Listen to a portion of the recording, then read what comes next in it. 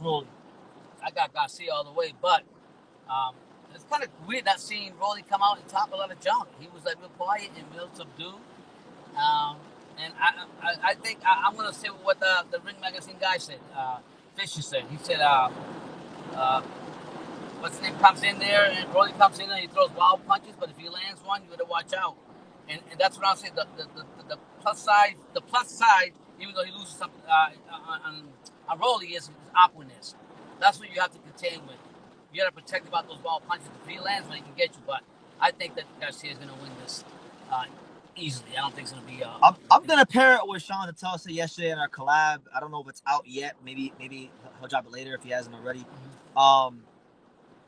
Basically, Rolly has gotten civilized.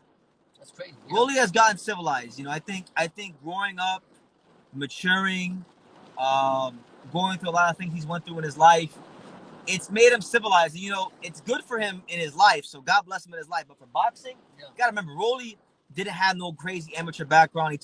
He took boxing up very late in his life. One of the things that made Rolly got him to this level was being a little fucked up in the head, being a little crazy. So if he's civilized, it doesn't work for him, right? He's got to be factor in Rolly's training with Ismail Salas. Now look, I love Ismail Salas, friend of the program, great trainer, great gym, all the respect in the world I give to Ismail Salas. But Ismail Salas is a trainer that's very much about being by the book. The slogan for his gym, they literally call his gym the House of Fundamentals. Right. Rolly Romero does not win fights by being fundamentally sound. No. Right? So it's really for him counterproductive. I think it's counterproductive. And I also think that, like, you know, Ryan Garcia, from what we can see, he looks a little more focused. I would have rather have him still with Bullet. Bullet was good for him. Because for a while, he let him be more comfortable. And Garcia will go in there, throw his punches, do his thing, but he's comfortable with that style. Because think about it. If you go in and you change him, if you change the style, or like Brendan says, the fundamentals, that's not who he is. That's not who he is. So we'll see how it goes, man. I think if Ryan keep this fight nice and long, at mid-range, you know, pick his spots, don't get into too many 50-50 exchanges, he should beat Rolly pretty easily. You think he's gonna knock him out? Yes. Yeah. For sure. Yeah. For sure. Unless, for sure. I don't see how he does, because even if Rolly won in the survival mode, Rolly just has bad defense. Yeah. You've always said that. He's got very piss poor defense. Yeah. But on the plus side, Rolly at 147 is going to be stronger. So I think if Rolly comes to the mentality of like getting in the pocket, pushing Ryan back, making this fight real physical, he has to resemble that sparring session that he got famous for against Ryan. He needs to replicate that in this fight. That's what Fisher was talking about. In this fight, he needs to actually find a way to replicate that in this fight, because if he stays here with all this Cuban boxing, boxeo con flow bullshit, he's gonna get sparked out. Ryan is going to knock him out, and it's not gonna be particularly difficult for him. So would you say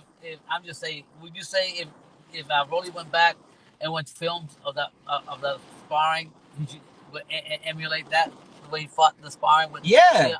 But it might be hard though. It might be hard for him to do. But what did he do? It might be hard for him to do at this point in his career, because movement, right? He's been knocked out. Or he got knocked out by Tank. Ismael Barroso beat the brakes off of him, right? Yeah.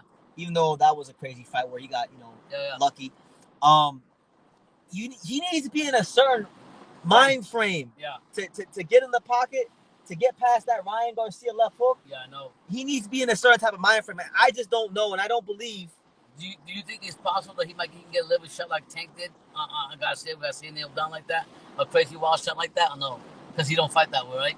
It's not about Rolly. Do you remember when Ryan Garcia fought Romero? Do you know? Yeah. Remember that knockout? Yeah. That's what happened to Roy this fight. Holy shit. Just like that. Damn. Yeah. Enough said on that, yeah. Rusty Cage says, you got beef with boxeo con flow? No. It works. Boxeo con flow works for certain fighters. Like, it works. It's works for Alberto Puello. It's worked for Lara. Yeah. It's worked for Carlos Adames. It works for Kazuto Ioka. It works for Kosai Tanaka. It works for a lot of fighters. But one fighter I don't think it'll ever work for is Rolando Rolly Romero. For Rolly, you're gonna put the name awkward behind him. He's an awkward fighter. So being an aqua fighter, you can't Listen. really put him in a set style because you don't know what to expect. He need, like, when Rolly's at his best, he's awkward and he's reckless. Yeah. All right? That's how he needs to be. Side encounter, he says, we're pull it up right here. By the way, guys, shout out to everybody here. Make sure you smash that like button. Thank you so much for thinking about it. He says, yeah, I think Rolly might have a physical, and throw his clubbing punches in volume, hoping he gets. Yeah, he kind of has to resemble like a Mayorga and do what you said. He can't be in there doing Boxelco and flow against Ryan Garcia. It's not going to work. It's not going to work. Not at all. It didn't, listen, forget Ryan. It couldn't even work against Pitbull Cruz. Yeah. How the hell is it going to work against Ryan? I know you can't do math in boxing, but I'm saying, no, absolutely not. Hiram wants to know from you, Pop. He says, Pops,